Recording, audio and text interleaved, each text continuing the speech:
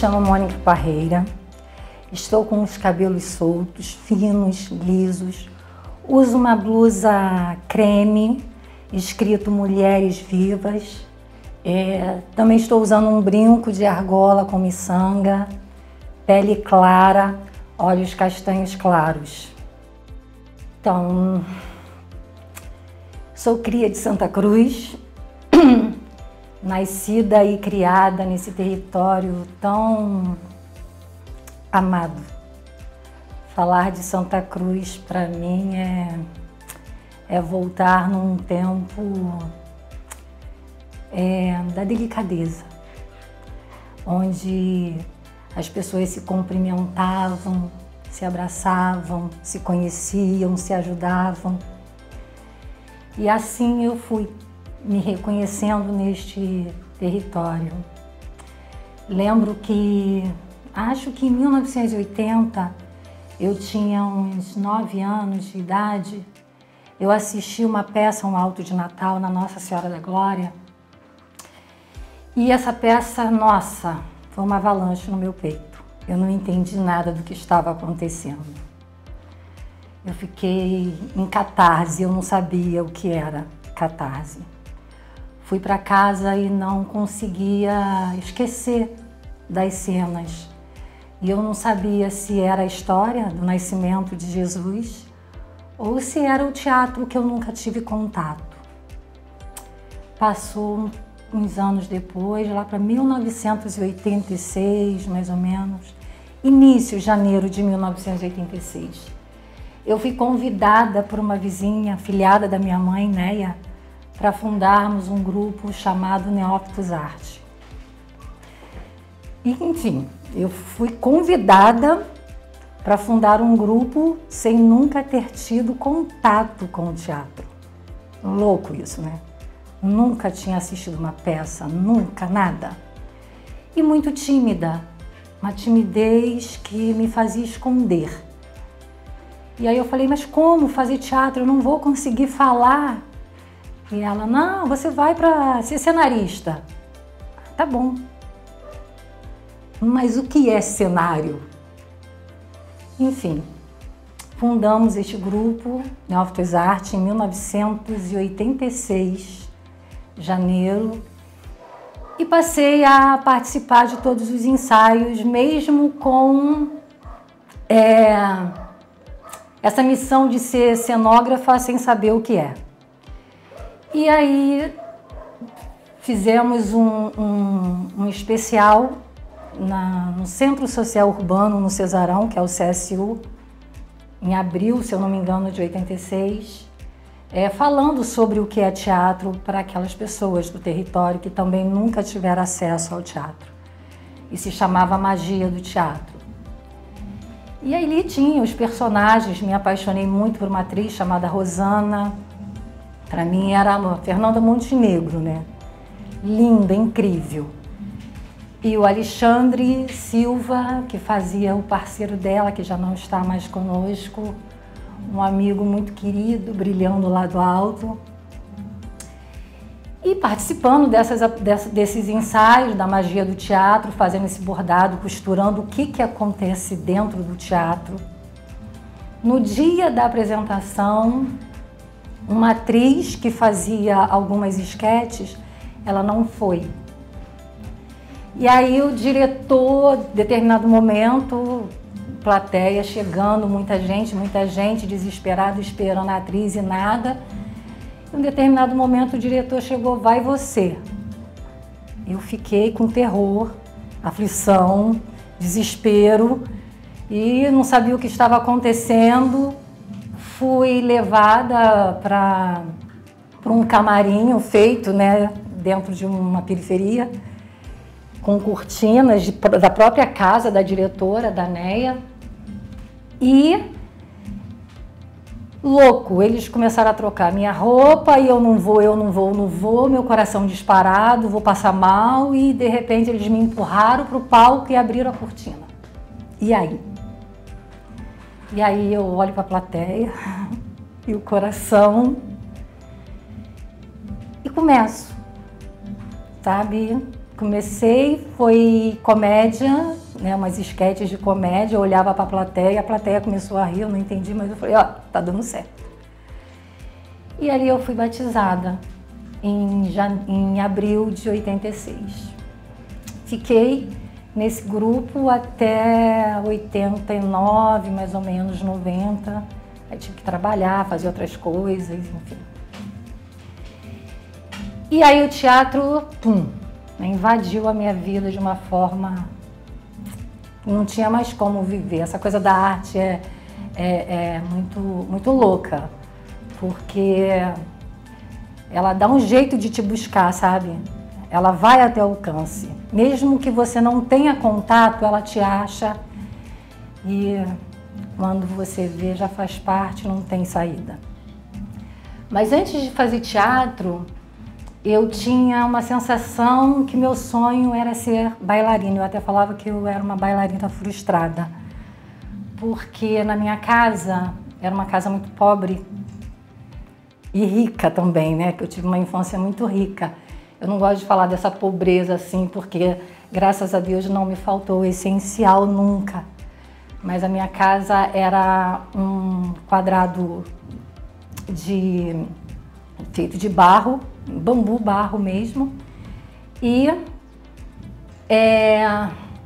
meu pai trabalhava à noite na Central do Brasil e durante o dia fazendo horta, plantando. Meu pai era o próprio Manuel de Barros com Ariano Suassuna. Ele tinha toda essa sabedoria e delicadeza. E eu vi meu pai desconstruindo esta casa, que foi meu primeiro abrigo de barro, e construindo a casa de tijolo, sol a sol, sem dormir, sem descansar, com muito amor, com muita dedicação. E no dia que ele resolveu fazer a mudança para essa casa de tijolos, começou a quebrar essa minha casinha de barro e eu chorei muito. E o vento me trouxe uma imagem de uma bailarina, foi uma revista, uma folha. E eu fiquei apaixonada por essa imagem. Eu nunca tinha visto na vida televisão, nunca tinha visto um jornal, uma revista, nada. E eu me apaixonei por aquela imagem. Então eu achei que eu gostaria de ser uma bailarina. Que aí meu pai me falou que era uma bailarina e que Santa Cruz na época não tinha escola de balé, só no centro, e enfim, atravessar a cidade para fazer aula de dança, de balé, naquela época de 80. E depois eu fui convidada para uma festinha de aniversário. Foi a primeira festa de aniversário que eu vi um fotógrafo.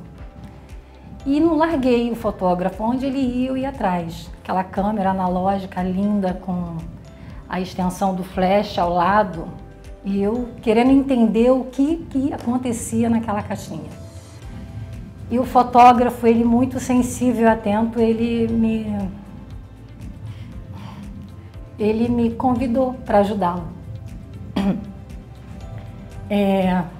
E me emprestou a câmera e eu coloquei pela primeira vez os meus olhos,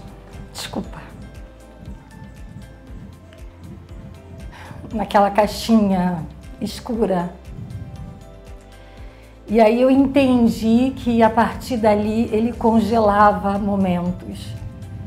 E aí eu já não sabia mais se eu queria ser uma bailarina pela imagem que eu vi ou uma fotógrafa. Aquilo tudo se embaralhou na minha mente.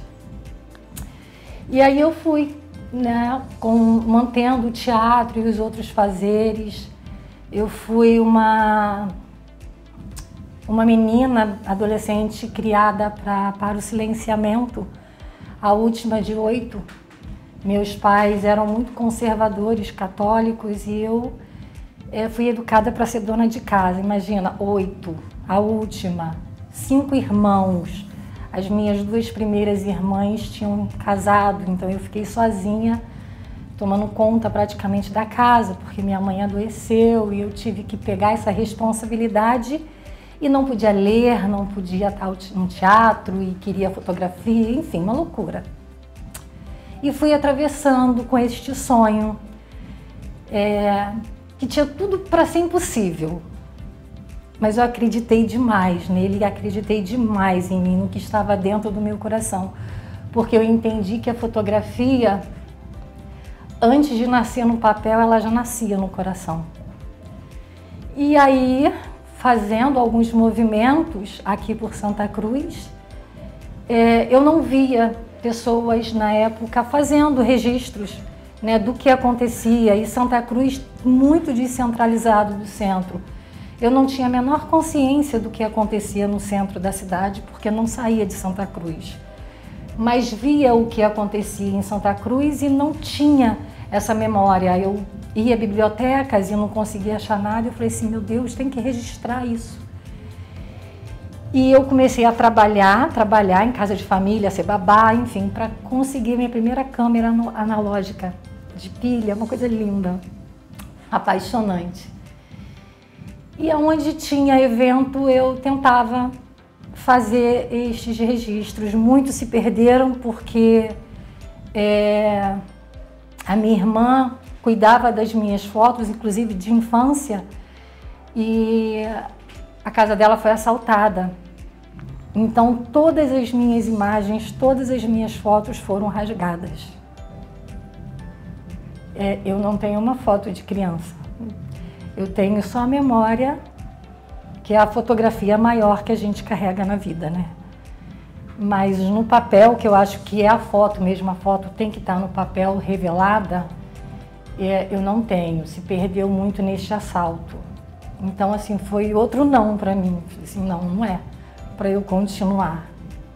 Eu não tenho que fazer fotografia, eu não tenho nada. Mas não conseguia. Por ter perdido as minhas fotos, aí que foi, falei assim, não, eu tenho que fazer fotos de quem não tem. Eu não tenho, então eu vou fazer de quem não tem. E aí eu comecei a caminhar com pessoas que eram, na verdade, eu não sei nem qual é a palavra que se dá, porque muita coisa mudou, né? A gente tem tanta discussão, tanta pauta dessas desigualdades, de racismo, de exclusão. Eu com 15, 16 anos, eu tive um grupo de dança com meninos negros de baile charme, assim, para tentar fotografar, e eu acabei dançando, já foram assassinados. Mas a partir daí eu comecei a sair de casa, convencendo a minha mãe com o teatro, que era bem difícil, porque na época não existia telefone, nada disso, era a palavra que valia. Então a gente tinha horário para ir e hora para voltar. Então se a condução, o transporte falhasse, minha mãe estava morrendo em casa. Mas eu comecei a criar laços de muita confiança com os meus pais, assim, mesmo eles sendo pessoas do interior, conservadores, eles, principalmente o meu pai, que tinha uma veia artística, começou a respeitar com muito afeto as minhas vontades. E eu comecei a circular com muitos homens. E na época não era legal. Uma menina saindo com turma de homens. Nossa, a sociedade... E eu não conseguia ter entendimento disso, sabe? Porque eu cresci com 5 irmãos, 2 cunhados, um pai, então homem, mulher era uma coisa só. Até porque a maldade não está na gente, está no outro, mas a gente acaba sofrendo. E eu emocionalmente eu sou muito burra. Eu preciso falar isso, eu sou bem burra emocionalmente. Enfim, mas eu fiz esses meus amigos da vida dentro do teatro, do Neófitos Artes, que eu trago até hoje, que depois do Neófitos Arte eu atravessei um pouco por outros grupos, até chegar na Companhia do Invisível com o Alexandre Damascena. A companhia, que Damascena é um amigo de toda a vida também, a gente se conheceu no teatro, no Neófitos Arte, e também no JUC, que é Jovens Unidos a Cristo, que é um grupo jovem lá da Nossa Senhora da Glória, maestrado pelo meu papai Alair Rebeque presente, que foi um ativista humano incrível, amoroso, que acolheu uma geração de adolescentes pensantes, loucos. Hoje são todos amadurecidos, professores, fazedores, enfim. E o Alair deu conta de toda uma geração linda. E assim, nessas indas e vindas, casei, tive filhas, me afastei. Aí o Damascena, a gente estava fazendo ainda como independente, né? Fazendo grupo Teatro Escola. Ele teve que ir para o Maranhão, eu assumi esse Teatro Escola com o Barroso e uma outra personagem. E fiquei grávida, me afastei, depois meus pais adoeceram. Aí o Damascena construiu o grupo Comunidade, que ele trabalhava dentro das comunidades mesmo do Cesarão e do Santa Veridiana, aonde tem a comunidade eclesial de base, que foi fundada pelo Alair, que é muito importante. E eu só ia assistir desesperada, querendo voltar. E eu fiquei só na fotografia, cuidando do papai, mamãe, família, essas coisas. Trabalhava também no Pedro II, no hospital, na administração. E até que um dia não deu mais, o teatro falou e veio em volta, e com o Damascena nós construímos a Companhia do Invisível, pensando nesse vazio, né? Nesse nosso bairro, território, dormitório, que não tem teatro. Como é que a gente pode fazer teatro onde não tem? Como é que se faz isso?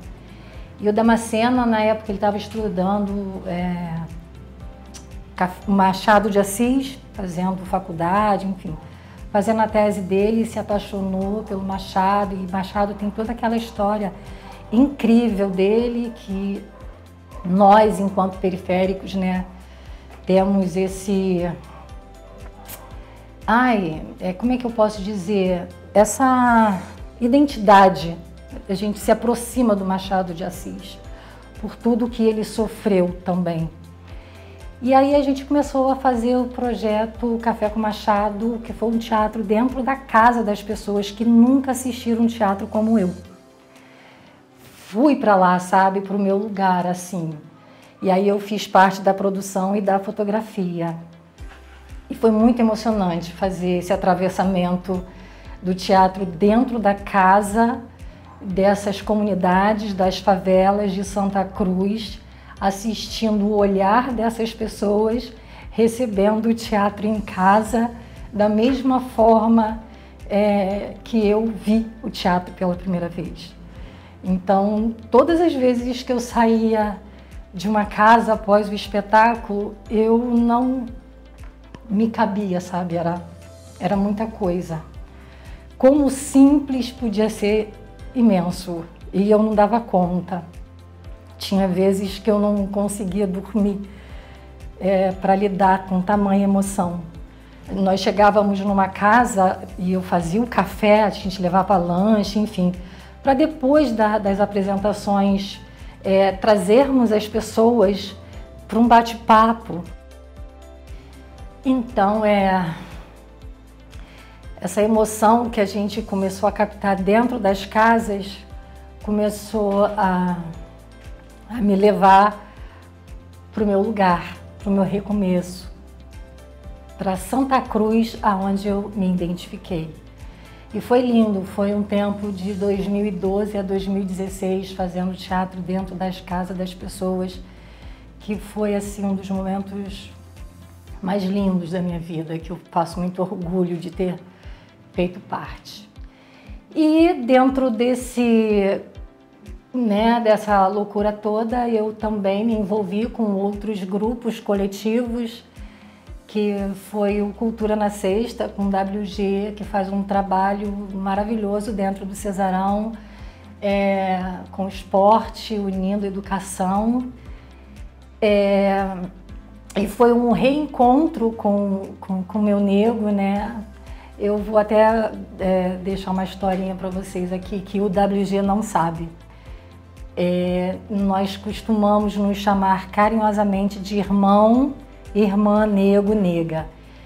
E certa vez estávamos no Antares fazendo um movimento de basquete de rua no Antares e o nego falou, vem nega, vamos fazer aqui, vamos fazer a foto aqui. E fui, e uma criança começou a me observar muito e andar ao meu lado e tentar pegar a câmera, se identificar.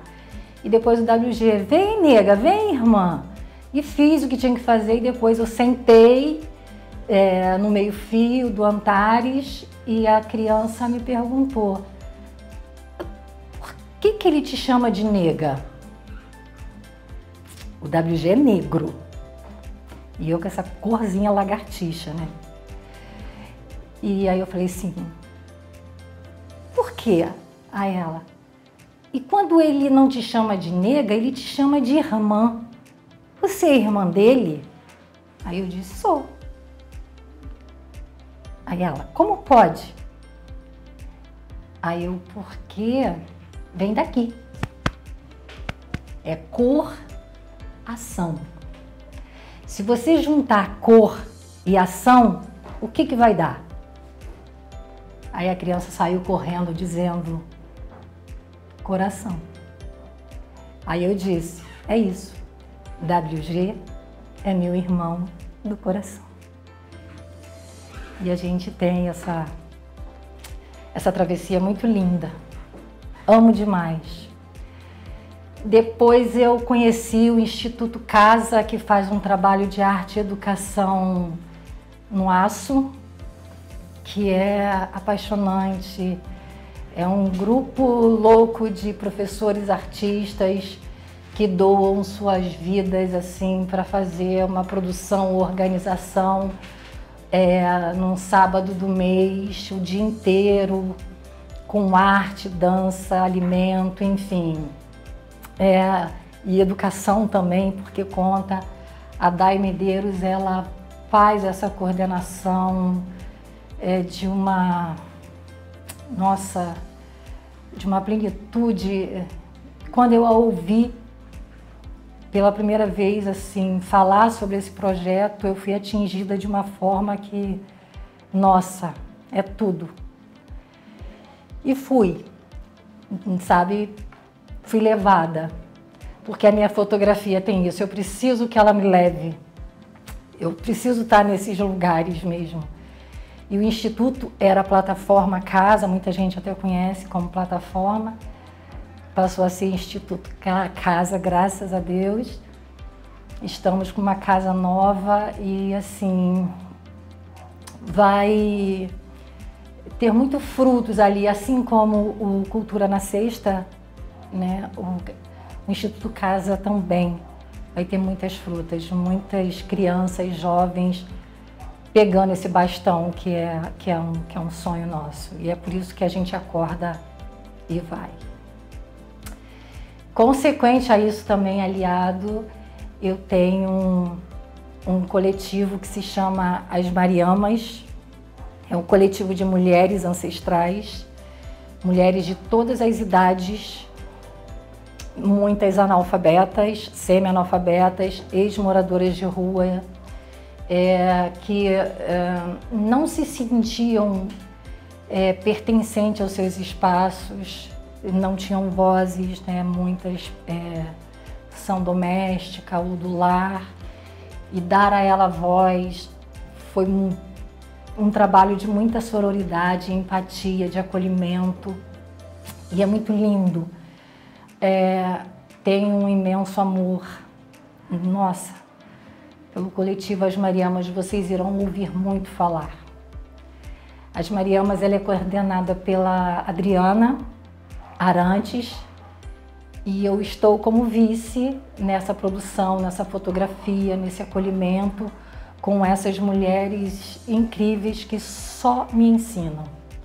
Só me ensinam.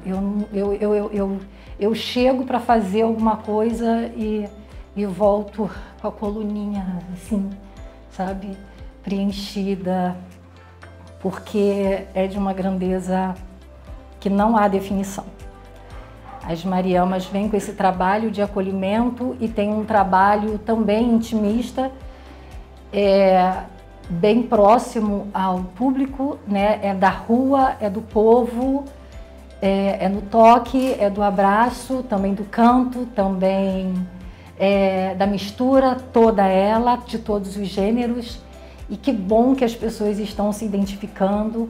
Hoje nós temos mulheres de mais de 80 anos, uma criança de 2 anos, LGBTs, enfim, tá lindo, é o país, o Brasil, o Rio, Santa Cruz que eu quero para minha vida inteira.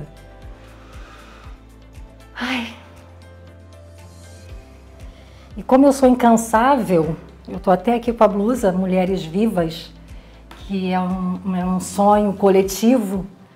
Aqui em Santa Cruz tem um outro coletivo que se chama Piracema, que faz um trabalho incrível também com a juventude, trabalho também com esses, como é que eu posso dizer,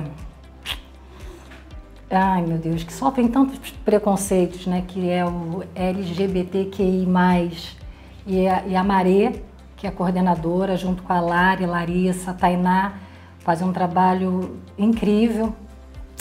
Encontrei com a Maria aqui fazendo um ativismo em Santa Cruz, que foi, acho que em 2016, falando para as mulheres na rua, bem ali no centro de Santa Cruz, no BRT, sobre a cultura do estupro, onde tivemos a presença de incríveis mulheres de toda a região do Rio de Janeiro, da Baixada, enfim. E ali conheci Maria e também esse projeto dela, que é o Piracema. E de lá para cá nós tivemos alguns encontros, sempre em março, para a gente estar falando sobre essas violências para as mulheres, muitas oprimidas, deprimidas, que não têm consciência do que passam. Logo veio a morte da Marielle, e a gente ficou muito no silenciamento, enquanto mulher, enquanto fazedora, enquanto ativista também, sem entender o que aconteceu, porque a morte da Marielle foi um silenciamento brutal para muita gente. Eu conheci Marielle na Casa Fluminense, ela fez um bate-papo, eu também já passei pela Casa Fluminense, e Marielle incrível, com uma luz assim, nossa, incrível. Então, quando aconteceu, a gente aqui em Santa Cruz sentimos essa necessidade de dar continuidade. E aí nasceu esse coletivo Mulheres Vivas, né, que a nossa primeira edição seria, já fizemos, mas não tínhamos este nome. A gente falava que era sobre a Marielle, a cultura do estupro, enfim, sempre um título. Mas em 2020, março de 2020, seria a primeira vez, o primeiro ano em que nós nos encontraríamos como Mulheres Vivas, mas aí veio a pandemia e tivemos que parar e fazer os encontros virtuais, enfim, esperamos estarmos juntas em março do ano que vem, sempre no BRT de Santa Cruz, terminal, né, ali onde tinha a Praça do Ringue, que eu quero até finalizar falando sobre esse espaço, falando sobre Santa Cruz. Porque Santa Cruz me ensinou muita coisa. Na verdade, Santa Cruz me fez ser o que eu sou hoje. Eu sou uma composição da minha comunidade, desses coletivos, dos meus amigos, de tudo que há em Santa Cruz. Santa Cruz tirou toda a educação do silenciamento daquela época, com muitos homens, o machismo. Meus irmãos foram aprendendo junto com meu pai, que foi lindo ver esse crescimento dentro da minha família também, que nunca teve acesso à arte, cultura, e entender essa minha loucura, né? Porque eu era louca e quem não é. Então, assim, eu carrego uma tristeza muito grande quando eu passo pelo centro, principalmente pelo centro de Santa Cruz, onde eu guardo uma nostalgia muito, Nostalgia, não sei se é a palavra, é a lembrança mesmo de coisas lindas. Que no início eu falei que todos se conheciam, todos se respeitavam, se ajudavam. Eu levava, meu pai como plantava, eu costumava ir pelas vizinhanças entregando o plantio dele, era uma troca. E assim também era no centro de Santa Cruz. Então, centro de Santa Cruz, a gente tinha a Praça do Ringue, onde hoje é alocada o terminal do BRT, que para mim foi uma destruição, assim, de uma tristeza sem tamanho. Nós somos realmente tratados como invisíveis. Eles chegam, mudam, fazem o que querem, sem perguntar que eles aqui pertencem, que moram. Então ali na Praça do Ringue, que eu espero muito que esse terminal, o BRT, seja retirado, reposto em outro lugar, ao lado da estação do trem, já que tem um terminal ali, para que a gente volte a fazer as nossas ações para uma plateia aberta, porque ali na praça eu já fiz muito teatro, já teve muito show, os carnavais de ruas eram concentrados ali, não só dos bairros, dos subbairros de Santa Cruz, mas de todo o entorno. Se fazia encontro ali na Felipe Cardoso, em Santa Cruz, e tinha troféu e acadêmicos de Santa Cruz também. Enfim, então a Praça do Ringue é um espaço que faz muita falta para aqueles que fazem arte, cultura e ativismo e ação em Santa Cruz. Então, assim, eu peço, né, para os representantes nossos de cada dia, antes de fazer uma mudança, pergunta para quem mora, não faz doer tanto, porque faz falta para gente, muita falta, dói demais.